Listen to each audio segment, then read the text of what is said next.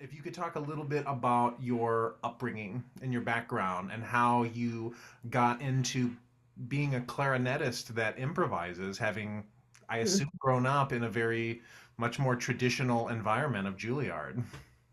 Well, believe it or not, Kyle, Juilliard and the professors there were incredibly supportive of improvisation. They really had a lot of great jazz players among the classical players that were there. And I felt very supported in all of my research, even by Stanley Drucker. I mean, all of my teachers loved jazz. Stanley Drucker's son was a rock musician at one point. I mean, he was very supportive, but obviously, Juilliard was a very strict classical environment for the most part. However, then there were these wonderful professors that were supporting what we wanted to do. Um, as a young child, my parents started very early giving me piano lessons, and that grew into a very good music program that gave us recorders and flutophones to start with in early grades, like kindergarten and first grade. And I wanted more. And so my father got me a clarinet. And so I started clarinet probably by the time I was in the third or fourth grade, and then it just blossomed from there. And I got to go very early to many summer music camps, as we all do in this country, and then went to the School of the Performing Arts in North Carolina. You know, that school is a fantastic school.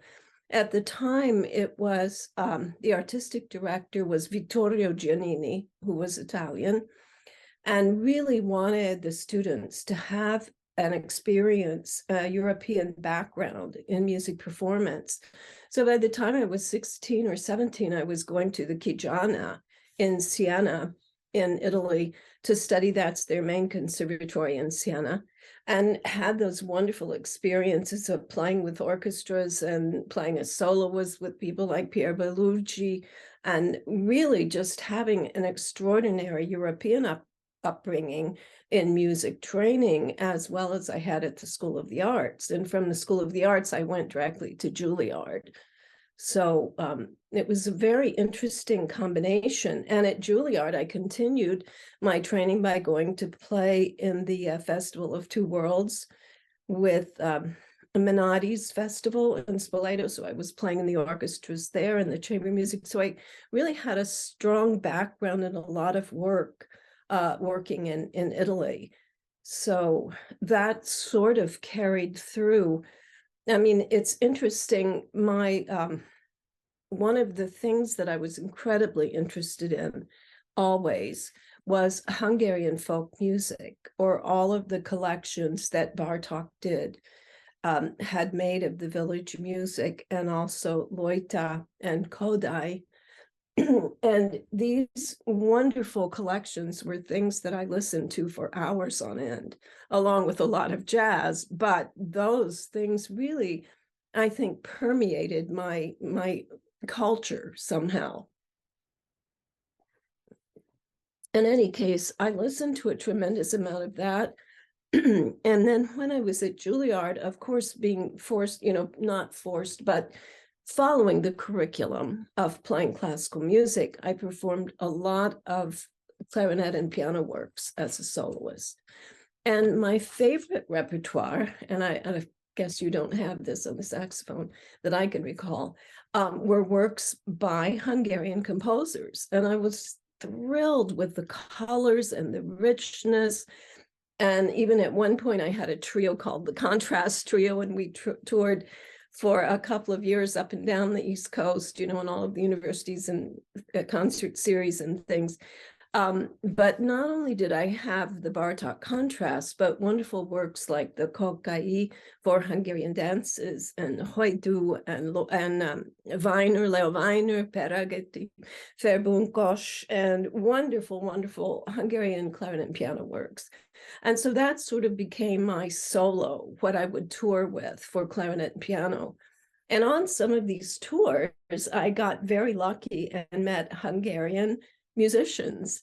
And that's literally how I got my táragató. My first táragató was given to me by a Hungarian woodwind player, a jazz player.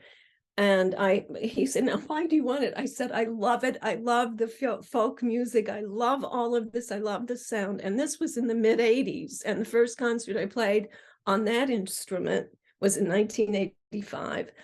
I had gotten it a few weeks before. It was so ingrained in my being from having studied all the folk music, the color, the richness, the sound of it, the multiphonics. Well, not really had I really developed multiphonics then, but the microtonality, playing in between the sounds and the pitches. So it was totally free, even then when I first started playing it, from pitch constraint. So I could literally play between the pitches and find almost a limitless number of pitches throughout the scale that I was working with. And obviously these things are not necessarily notatable in a facile way. So from there, my improvisation, love of folk music, love of jazz, and all of that really took over, in particular in playing the Hungarian táragató, simply by necessity, almost because of lack of notation of the things that I could actually do on the instrument. So I think, that was a real starting off point for me to delve into more free improvisation than I would have been able to do had I stayed with only my clarinet. Any other questions about that repertoire? I guess I'm wondering, at this point, like you've commissioned pieces for the táragató, how have you worked with composers to develop a notation for that instrument? Or is it more based on contemporary clarinet notation that's used? I'm just curious how that process has gone and like when it started and how it's changed over time for you. That's such a great question, because I really prefer not to have to use notation at all with my táragató. And on my first album called Táragató, the biggest piece on there was actually a collaborative work that I did with Larry Austin. I don't know if you recall what a wonderful composer he was. It was an octaphonic piece. And what he asked me to do, rather than notating something, is to go into a studio and record what I wanted this work to sound like, what I wanted it to feel like. And so we went into a studio and I recorded for a few hours, and then he took that and turned that into a piece. And he used a lot of my own specific music. And that he also notated it and, of course, dedicated the whole thing to me. But it was essentially all my music. All the electronic part is his. So it became one of the first really big collaborative pieces that I've done. On that album, there was one notated piece by Derry John Mizell, but the other pieces were very, very free on the score. Since it was one of the earlier albums that I did, I know that all Belfiore's piece was completely my creation. Robert Cogan sort of had a graphic kind of notation for me and a meditative thing. What a phenomenal composer he was, brilliant mind, just to work with that. Ron Mazurek's was all improvised. Robert Rowe had a great piece, and he gave me with his C-sound patch all of the cadenzi to improvise within that, some notation. Because of what I do on the táragató, it has evolved to the extent that it's almost impossible for me to have a notated score. So things that have evolved with my work with electronic music have been that people create electronic environments for me. So these can be either real-time environments, and a couple of albums ago I did táragató constructions in live electronics, and that gives me it's obviously a collaborative album. I created all of the work, but based on what they gave me, in the electronic music component. So live real-time improvisation, like with composers Court Lippy, again, Alfonso Belfiore. I had a mixture of both fixed and free with Mara Helmut. Sergio Kafajian was one of my postdoctoral workers who came to me at NYU, and he was working on live electronics in response of instruments to the way that he was building the patch. So that was absolutely fascinating. And then I had worked with composers like Jorge Sosa, who was so rich in his wonderful, colorful material. And he designed a basic electronic score and gave me full freedom. Often composers ask me now to give them material that they then turn into electronic scores for me. To try and notate what I do is, I think, almost impossible, because by this point, you know how you evolve as you've played, and I've played for so many years. My ears hear things differently, and I know what I can try to achieve. That is not something I would have any idea even how to begin to notate. One of the things that happened during the pandemic is that, being at home, as we all were, I got to spend a lot of time on my instrument and found multiphonics within high harmonics of my instrument. So that I found fascinating, to have the time to find something from an instrument that I had played for so long, not as long as the clarinet, but to find these new things, and that at my age, and as long as I played, that it could keep giving me back so much. You know, this was extraordinary. I've always loved the instrument. Its sound is just soaring and beautiful, and I love playing Hungarian folk music on it. But to discover things within this old instrument, because it's probably about 1920, if not earlier, that the thing was built by Stowasser. And it's just extraordinarily rich. It takes a lot more air physically because it has leaks in it. It has, you know, some of the wood has splits that I would not ever have nailed, you know, pinned. But it still uses air in a way that is so organic with the body. I mean, it's just like a flow of your air coming out of your body and going through the instrument. And that sort of thing, the way that you evolve, the way that you play, is extremely difficult to notate. And I'm thrilled, and I've been so blessed that there's so many composers who are willing to work with me in a collaborative way, so that we really don't have to restrict either of our thinking to what can we put on a piece of paper.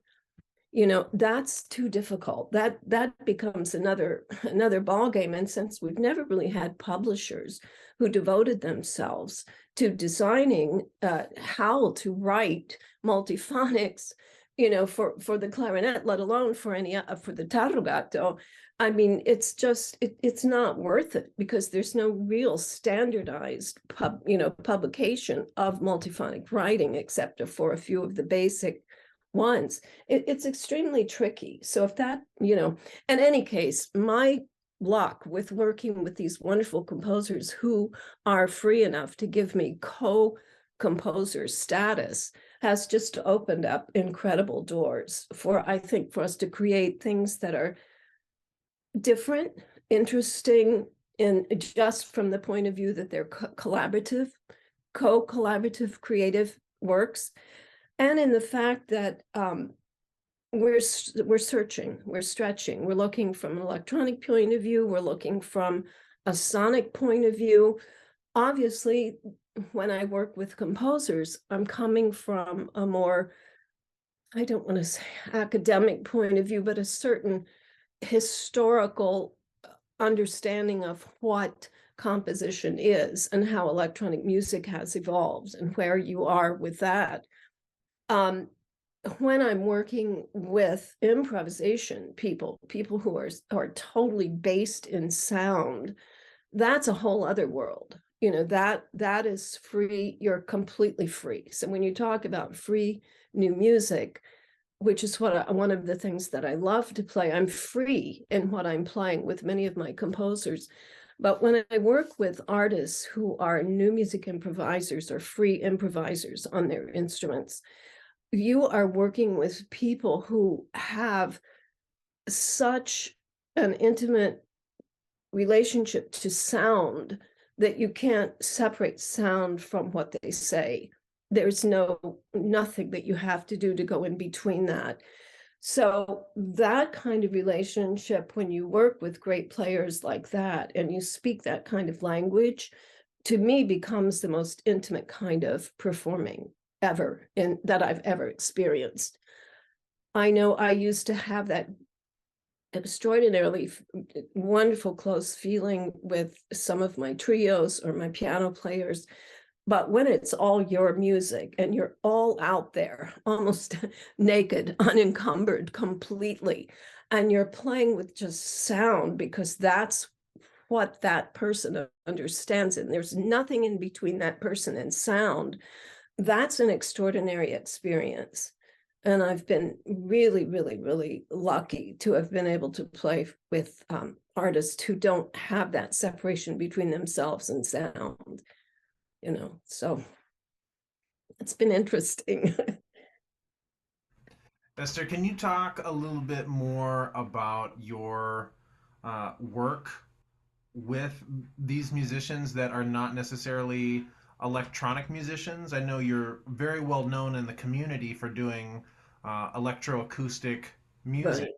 but I'm also really curious about your relationship and your development to playing improvisation outside of soundscapes that have been made for you to improvise within, and how you have thought about developing a vocabulary on your instrument without having, your own self to play against within that electronic soundscape. Yeah. Well, I was very lucky when I got the position at NYU. I has worked with a wonderful colleague who was running the music and dance program in Italy. And due to health reasons, he had to step down from that. And because, excuse me, I had worked so much in Italy and spoke the language, I was able to take that position. One of the things that I developed at NYU, and I was artistic director of the NYU New Music and Dance Ensemble for all of the 30 some years that I was there, is that since I would have perhaps 10 great phenomenal flute players influenced by Robert Dick, full extended technique vocabularies and all of this, and then a few clarinet players and maybe a few other instruments, I had to find repertoire that we could all use. And what that opened the door to was my two things. One thing I promised myself when I was at Juilliard, if I ever taught, I would always try to open the door for the students to be able to improvise. And the second thing I wanted to do, and remember, I started teaching in 1988, not a lot of students knew much at all about electronic music. So my goal became twofold: to introduce them to electronic music and to teach them or open the doors to be able to improvise. In that way, I got to know a tremendous number of electronic music composers and develop wonderful relationships with them, and got to understand and grow as electronic music grew. Getting onto this in Italy, I had to produce shows with my students for many summer festivals. And so one of the greatest collaborators that I had, and I'll get to the musicians later, was Douglas Dunn, the great choreographer who worked with Merce Cunningham for years. He was my choreographer because we had dancers and musicians. And I did this program for more than 18 years. But not only we were able to produce the shows based on free improvisation, choreography, incredible lighting artists that we had in Italy, and opening that up for the musicians to improvise and do some movement, but primarily the dancers. Where I was first, in the first location, was in Pisa, Italy. And Pisa in the 70s and late 70s had been the center for research in improvisational music called CRIM, CRIM. Derek Bailey had been there. There were great supporters of free electronic music in Pisa, still are. And how I was able to meet these artists, they were street artists, there were people performing all over the place, extraordinary languages. You could walk around and hear people improvising on the streets. So of course, not having any prejudice whatsoever, whether I was in the conservatory or on the street, I would pick up the best musicians I could find and bring them in and have them offer master classes to my students, to the musicians and the dancers. And as a result of that, I got to know some of the greatest people with the biggest ears I have ever played with in my life. And one of those is Eugenio Zana, who is a so-called street musician, but to me, he's one of the greatest people that I know, performers on amplified guitar. This kind of playing, this kind of rapport with sound that he had developed, and the players who are within free music improvisation, this allowed me really to grow in a way that was completely different, because I had no restraints. I had a venue where I could play free improvised music, and that really influenced me a lot.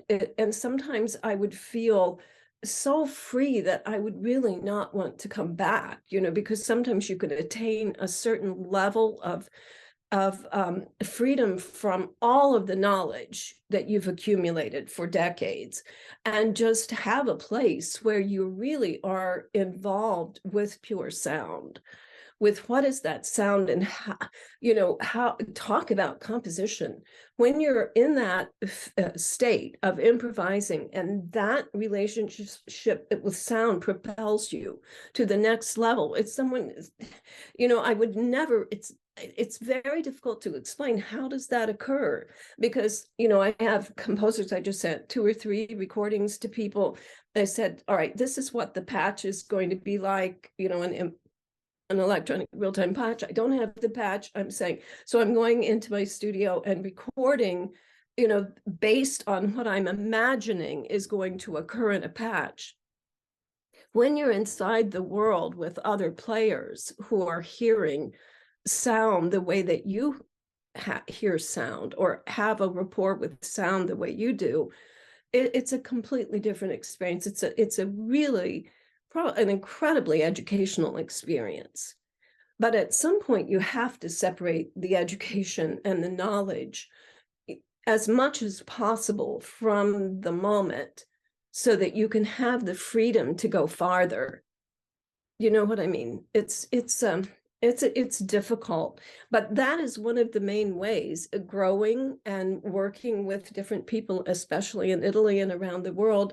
But having to create these shows in Italy with Douglas Dunn, and looking at how a great choreographer like that works with weight and the postponement of time and space and the body, it's a very different perspective when you're using the body as a dancer than how you're using your body as a performer.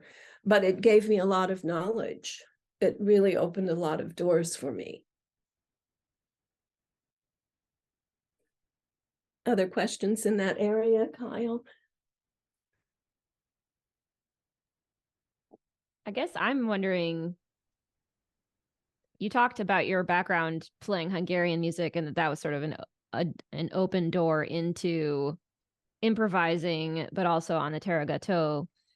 Do you remember when your first experience improvising was, and what that was like? And was that in school still, or was that after school?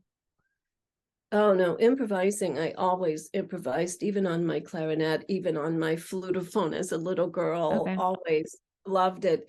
I guess I was always trying to create music, listening to sound. I remember when I was a teen, before I went away to the School of the Arts in high school, taking my clarinet out and just being out of doors and playing low G's, and just listen. Low G is my favorite note on the clarinet. And to go out, and just listen to how that would sound, and then just improvise around the lower register of that, and hearing things. That was really important to me, that understanding. I guess I began then to have a rapport with sound, just sound itself. then you begin the building. But so much, so that was probably my first experience, was really improvising out in nature, just on my instrument. And then of course I was very lucky with having had such an extensive background of listening to all of this village music, early music.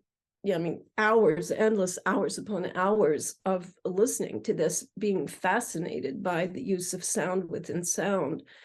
And then I also got to work on my táragató with a couple of jazz musicians from Hungary, and that was really, really fun and interesting. And we incorporate a lot of the folk music that I had known. Since I guess I had already been known for being able to improvise and playing my táragató around New York before I got the position at NYU. But one of the most interesting things is that Dinu Gatso was head of composition, and he was originally from Romania. And so he loved the táragató, both because it has roots in Hungary and Romania. And he would compose pieces, background pieces, drone kind of pieces, in which I would tell me just to improvise with that. So I would be able to do that. And we did just tours and concerts all over the place because he loved the sound so much. I mean, I played both of the instruments, but really he perpetuated the use of improvisation in all of the concerts that we did. He loved that structure. Anyway, that just continued to build my work in improvisation. It's I guess it's very, very complicated how all of it evolved. It's not that I stopped playing the clarinet. Obviously, I've always played the clarinet. And one of the things that became obvious to me was that the freedom I wanted as an improviser was more available to me on my táragató than on my clarinet. The clarinet was incredibly restrictive in terms of what was required for it notationally. One of the most significant works that were written for me is called For Clarinet and ISPW, which was written by Kurt Lippy. And it was extraordinarily difficult from a technological point of view. I mean, it gave me the freedom. Obviously, I'm not playing Brahms or Mozart anymore, and it really was challenging and fun to play that. But works like that were far and few between. And as I got to work more with programs and patches that were developed so that a person could really explore them and take them to the nth degree, it became more, I guess, fun for me to play on the táragató without notation, because then I didn't have any limits as to what the patch could do. And a great patch can be almost infinite, in terms of what you can do sonically, or what are the possibilities, especially if you're leading it, if you're in control of that. And so I think because of how much more freedom I had from every point of view on the táragató, both just the pure volume and the sheer beauty of the sound. Not that, well, I extended the register from a rather limited register, which is more limited than the soprano sax. I was able to build a whole octave of harmonics above that. Now I have multiphonics that I never knew existed before, 2020. And just working in between it, being able to use space in my language now more, it's just gives me so much more freedom. And the fact that I've had so many patches and great programs written that give me the opportunity to improvise with electronics gives me a whole other venue to try to reach. How can I assimilate? How can I recreate sounds that will match and work with real-time electronic music sounds? Fortunately, those sounds also have started to grow and change a little bit. Even if I look at some of the fixed media scores, have been absolutely beautiful. The backgrounds, the sounds have been gorgeous. I've been able to create some beautiful things. That's not to say that I haven't had composers who have written wonderful clarinet pieces for me. The last album most recently that I did was called Sky Rings, and I know that Kyle had mentioned that to me. Sky Rings is a collection of works that were also composed for me. They're literally all composed works because I wanted to give to my students something that they could play. If they were able to play it or interested, they'll have repertoire that's actually notated and something that can be studied and is challenging and rewarding because of that. So that's how that album came to be. And there is a limited amount, and that's all for clarinet and all notated scores. And just a limited amount of notation, improvisation on the score by David Durant called Faji. But anyway, it's been an interesting journey to grow as an artist within electronic music. It's given me many, many, many possibilities and continues to do so. I want to ask you a little bit about your time running the New Music and Dance Ensemble at NYU. I know you and I have talked about this before because for the last, I don't know, better part of a decade now, 7 years, I've also ran the New Music Ensemble here at Virginia Tech, and I know we have a similar problem from opposite ends of the spectrum, in that a lot of the students that you're working with, are very high level performers that you're struggling sometimes to get away from the score and just to create sounds. Some of my students are maybe not at that technical level, but it's the same struggle to get them to just break away from the things that they know or that they're attached to. And so I'm wondering pedagogically, what are some of the strategies that you've used that you have found successful getting students, regardless of their skill level, away from the page and just to think about sound? Cold turkey. No, one of the things, Kyle, I mostly taught graduate students, so I didn't have levels to worry about, although I've done a few master classes in which I've had to work with younger, less advanced players. But I was very fortunate because the master's students were mostly in the new music ensemble that I led, and they all had developed some kind of extended technique knowledge. So there weren't really things that they were necessarily being taught how to do from a piece of paper. They were already using their ears to have to recreate sound, especially working with someone like Robert Dick or with me. Sound was already a relationship they had with their instrument, not something they had with a piece of paper. So I never even used paper, ever. I said, we're going to listen to these electronic scores and we're going to imagine how we would orchestrate them. So my terminology, the use of orchestration, was a way that I could communicate with them so that they would have at least some way to understand what I was asking them to do, because you're working with people who've never improvised in their lives. That may sound shocking to us, but for whatever reason, that was never an option for them. I still don't quite understand how that comes about. However, because of the electronic music scores, there are so many extraordinary things in many of them. One of the best teaching electronic scores that I had was a score by Eric Lyon called Rock and Roll Goddess. Rock and Roll Goddess, just the title will grab anybody. But it's a score where there are tonal features in it. So people can actually find a pitch and play it. It's a wonderful structured electronic piece, and they can hear the structure incredibly readily.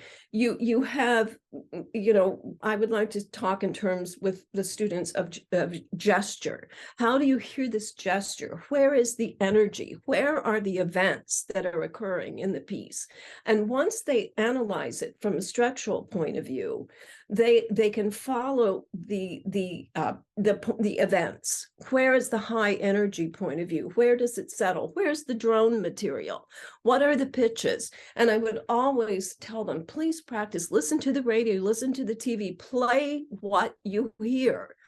Try to duplicate the pitches that you're hearing. Because for me, in learning electronic music, they were required to play what they heard, at least the pitches, even if they couldn't create a gesture, obviously the exact sounds, although in that particular piece, there are very specific pitches that you can use. But this helped them immensely, because ear training seems to stop also in classical or ear training after the page. Once it's not there anymore after the page, or dictation is something that was on a page. But my goodness, wherever you walk around, whatever you listen to, the radio, the TV, the outside nature, natural sounds, John Cagean sounds, falling leaves, anything, listen to that and play it back, be able to play it. So the understanding of the structure of an electronic score, the basic pitches, find the pitches, be able to play what the sonic, where are there any tonal centers? Where are the atonal centers? Follow the gesture. Where is the rhythmic interest? So that's how I work with them. I had fabulous results. These kids would memorize those scores.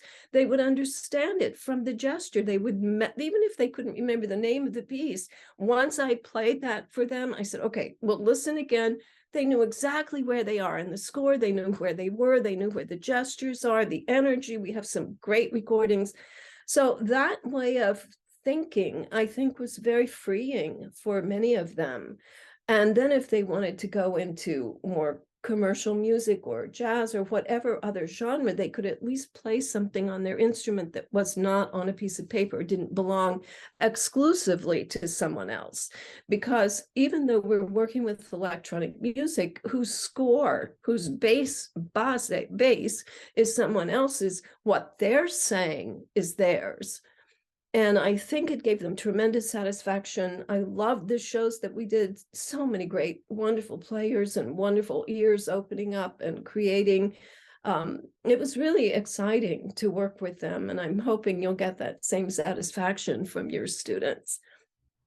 So even if you're using an electronic source, an Mhm. electronic score without a paper, there's still some score or framework for them to relate to. Would you work with them in a way that didn't have a framework, without any sort of electronics, with no reference point whatsoever, and try to get them to create something on their own, or something that they had more ownership with, that was beyond any format I of a score? I did. We did a lot of that work, especially having the opportunity to have those free improv musicians in Italy. Um, when the curriculum was really based on workshops, seminars, that kind of thing, it was really conducive to working with them. That way I could bring in free improvisers and then they would be able to work with them. So at least they would have someone playing with them at the same time rather than just throwing them into the ocean, and asking them to swim. So I like to do it with bringing in great improvisers or playing with them whenever I felt that I could. I never wanted them to feel that I was stepping on their territory, But when I brought in guests or especially gave them the opportunity to build their own pieces, we did build a lot of pieces in new music improvisation. It's very hard for a student who's never improvised, who doesn't have any experience with playing freely or with improvising, to just start to build a piece. So you have to do that slowly, show them what that is, show them what that rapport is, what are the possibilities. And again, you're still talking about events, go from build an event, use a gesture. What is a gesture that you like? And it can be influenced by anything, and especially by sound.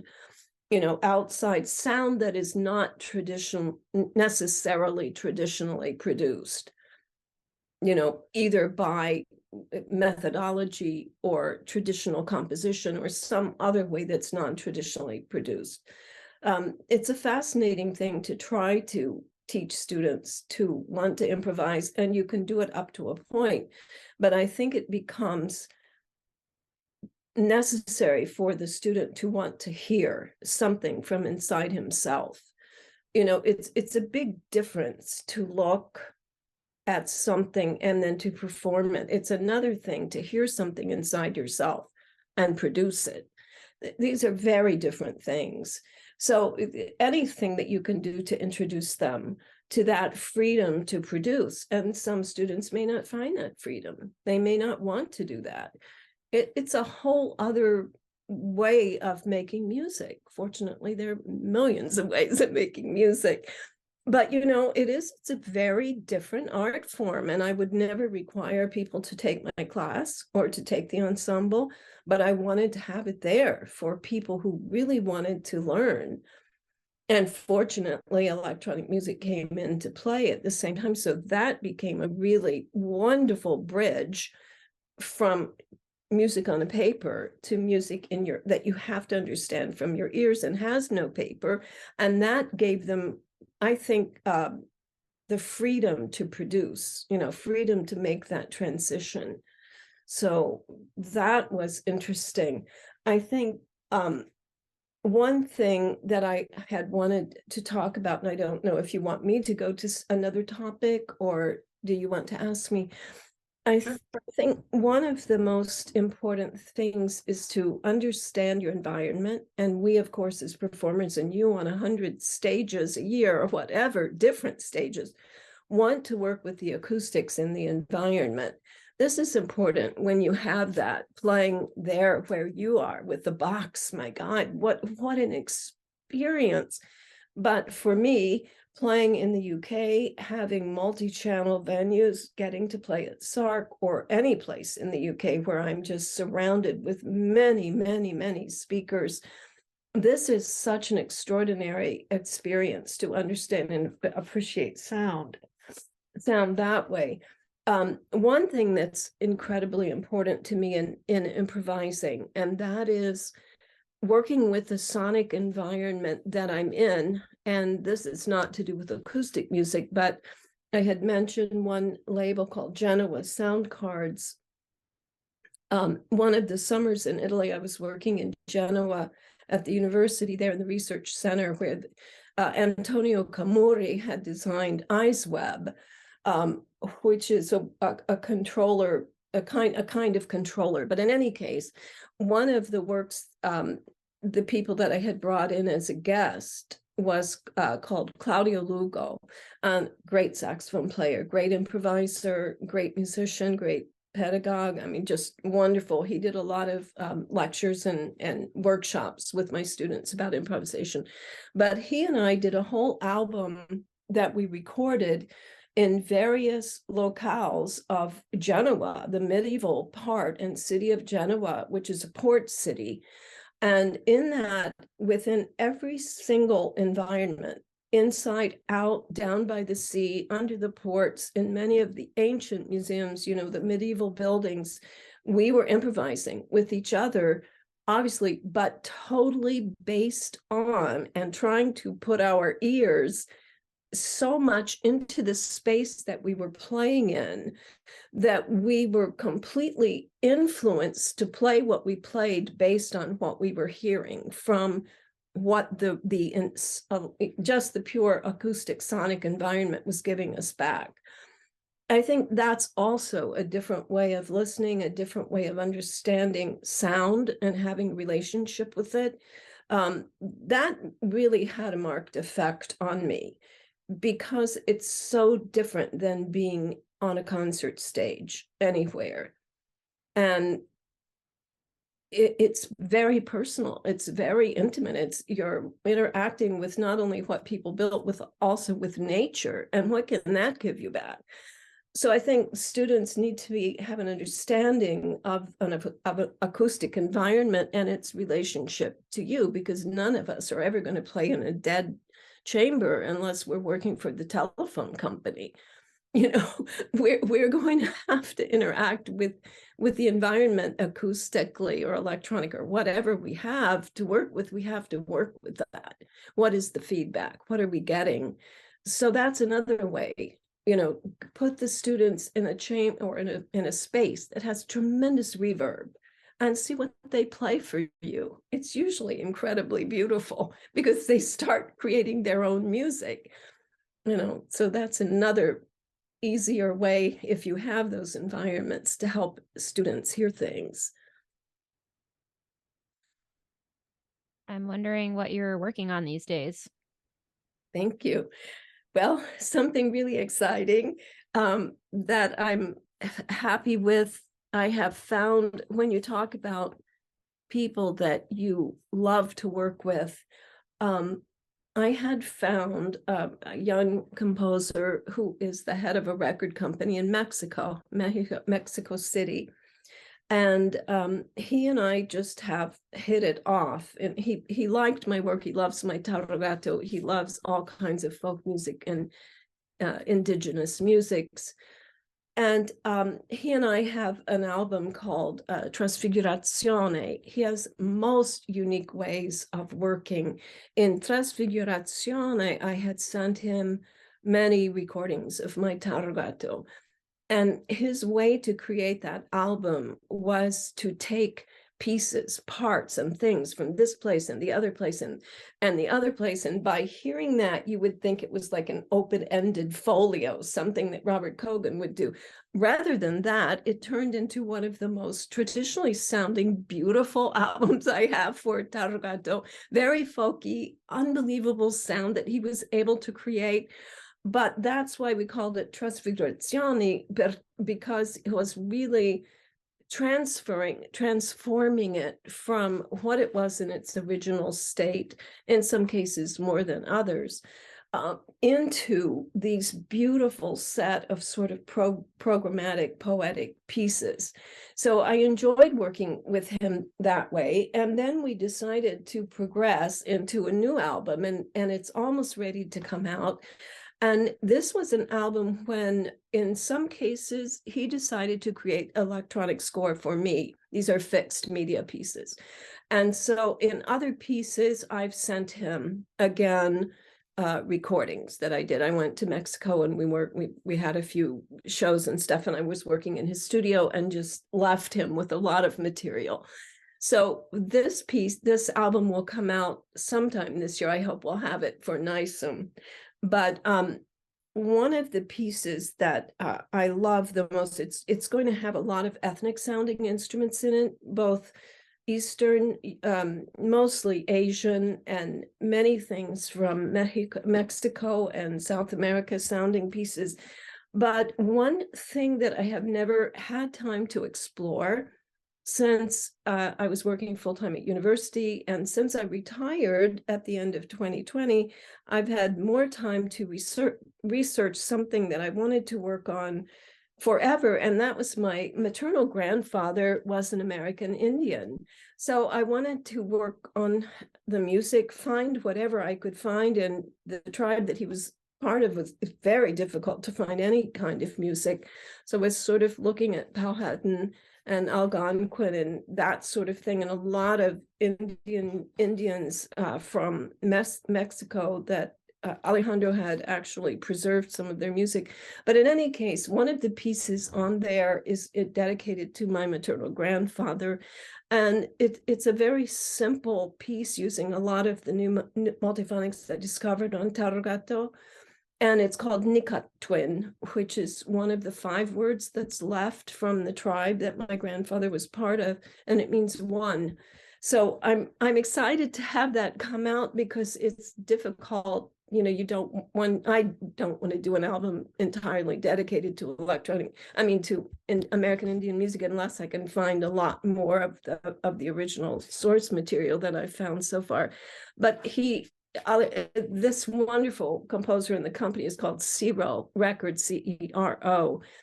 um, he's so under we have such a rapport, such an understanding of feeling. It's that feeling, of communication, from a composer producer, as opposed to a great electronic music composer or an improvising artist. It's a different kind of thing when you look at many facets of being an artist. You have to find people who somehow speak your language or that you can communicate with. And I've just been so blessed to find so many of them. And so this project coming out is important to me. It's dear to my heart. It's different. It's crazy. And the last track on there, I'm doing a piece we called it Wedding Dance, because I've incorporated some Hungarian folk melodies and things. And the last one on there is actually a wedding dance. So it should be fun and different, something different, something exploratory. So that's the most new thing that should be just around the corner.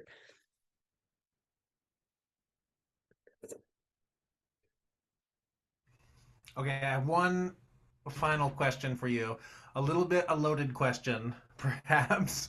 But I'm curious what you think about the terminology of improvised music, free music, improvised new music, which I've heard you use a couple of times in relationship to improvising.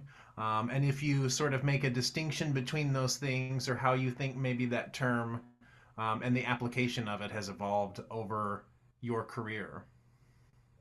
Improvised music has been around forever. It was probably the original music that we have. Improvisation has always occurred in music.